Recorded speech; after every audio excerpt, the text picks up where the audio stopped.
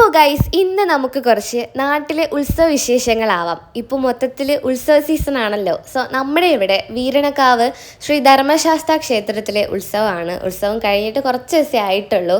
So നമ്മൾ 3 പേരും കൂടെ ഉത്സവത്തിന് സദ്യ കഴിക്കാനായിട്ട് പോയി. അടിപൊളി സദ്യയായിരുന്നു. അത് കഴിഞ്ഞ് പായസം വന്നു. ഇച്ചിരി പായസം ചോദിച്ചപ്പോഴത്തേനും എൻ്റെ ഇല നിറച്ചങ്ങ് ഒഴിച്ചു ഗൈസ്. സോ അത് കഴിഞ്ഞിട്ട് നമ്മൾ ആനേനെയൊക്കെ കണ്ടു. അത് കഴിഞ്ഞ് നമ്മുടെ പ്രോഗ്രാം ഉണ്ടായിരുന്നു, അഷ്ടപതിയിലെ ഡാൻസ് പ്രോഗ്രാം ഉണ്ടായിരുന്നു. അപ്പോൾ പ്രോഗ്രാമൊക്കെ കഴിഞ്ഞതിന് ശേഷം കഥകളി തുടങ്ങി. കുറച്ച് സമയം കഥകളിയൊക്കെ കണ്ടു. അത് കഴിഞ്ഞ് 3ാം ഉത്സവത്തിന് പൂരമായിരുന്നു ഗൈസ്. നമ്മൾ 3 പേര് പൂരം കാണാനായിട്ട് പോയി. മഴ ഉണ്ടായിരുന്നു, മഴയൊക്കെ നനഞ്ഞു. സോ ഇവിടെ നമ്മുടെ പൂരത്തിന് മഴയില്ലാണ്ട് പൂരമില്ല, അങ്ങനെയാണ്.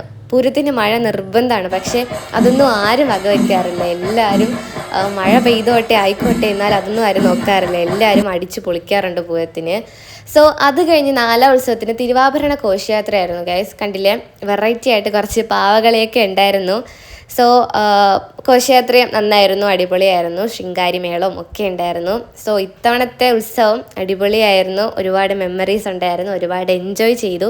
അപ്പം അടുത്ത വർഷത്തെ ഉത്സവം ഇങ്ങനെ ആവട്ടെ എന്ന് ആഗ്രഹിക്കുന്നു. അപ്പോൾ അടുത്തൊരു വീഡിയോ കാണാം. ചാച്ചാ ബേബി, സീ യു.